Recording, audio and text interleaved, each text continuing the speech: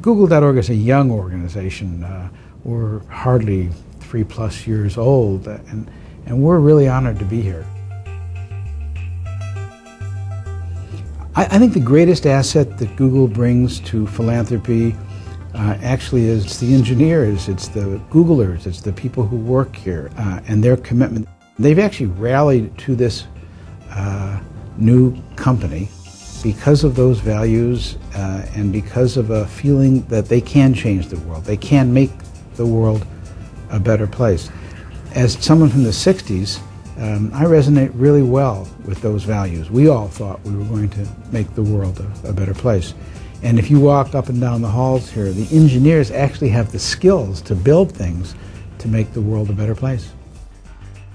There's not enough of anything to deal with the poverty in the world, to deal with climate change, which is upon us.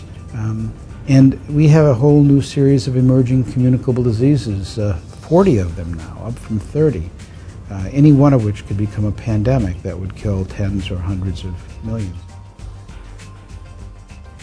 You know, what we've learned over the last 3 years is that more often than not, the kinds of technology that we have seen radically reform society and increase productivity in business and hopefully in government, those same tools can really make a tremendous difference in how effective and efficient a nonprofit organization can be, an NGO, a 501c3.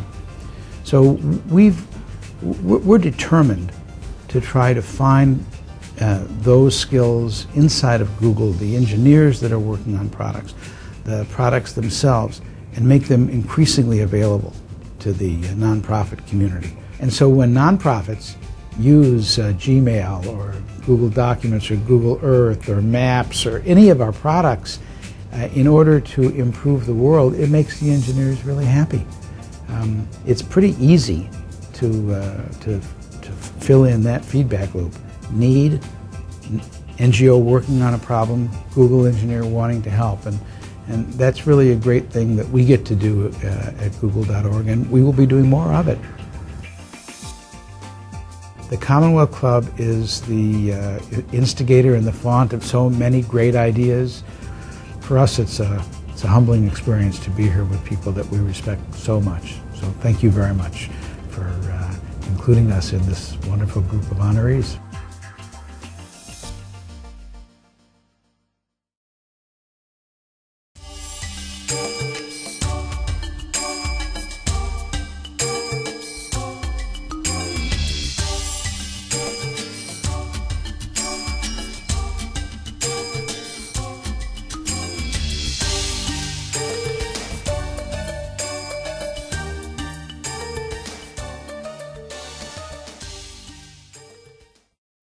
As a young man, Jeff Skoll was a pretty precocious kid, and he read way beyond his years.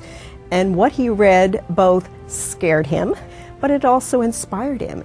So from a very young age, he was determined to make a difference in the issues of the world. We actually have a framework of issues that we work with, and that's tolerance and human rights and health and economic and social equity, environmental sustainability. We start with the issues, then we look for the innovation that has proven its ability to drive change. So our work is very much in service of those remarkable men and women who have committed their lives to making a difference in some of the toughest environments on the planet. So our philosophy and our way of working with these people is to be their partners, to be their champions, to listen to them, to try to direct resources to them, to tell their stories. There's a wonderful example of how effective this strategy is in Kiva. Kiva was the first social entrepreneurship story to air on Frontline World. So at that time, they were lending roughly $450,000, and that scaled almost overnight to more than $1 million a month, and now they're at $1 million every 8 to 10 days. But that's the power of celebration. That's the power of storytelling. That's the power of giving people knowledge about what they can do in getting their resources put to work behind these great social entrepreneurs. So that really is the DNA of the Skoll Foundation. Invest, connect, and celebrate. Tell the stories as well as find the innovators and double down in investing in them. And that's really the way to make, we think, powerful, enduring, sustainable change. It's just a great honor for the Skoll Foundation and the work we do, Jeff Skoll's vision in creating the foundation, to share this award with 2 other remarkable social innovators. I think we all feel humbled and honored because we know that our greatest contribution is really to get behind the people who are on the front lines making the real change. And thank you on behalf of Jeff, the board, and the community of social entrepreneurs we serve throughout the world for this wonderful honor.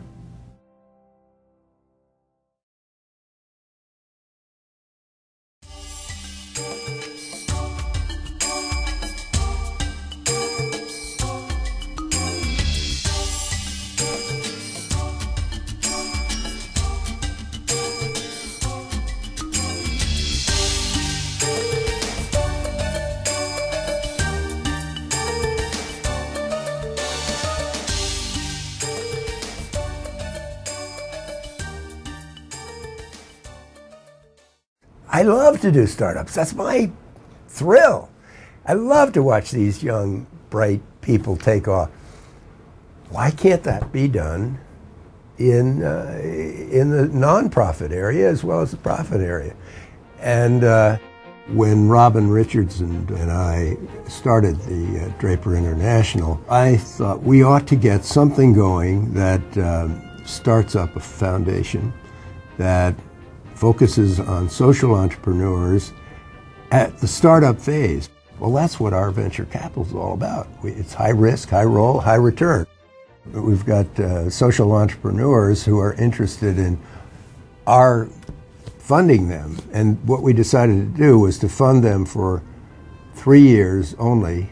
Just get them started, but let them use it any way they want. So they get, in effect, $300,000 at a time when they're just starting up. And it's pretty big money to them at that time because they can do things, hire some alter egos, they can get some exposure, they can get started. And we've done dozens of these and have had wonderful luck with wonderful people.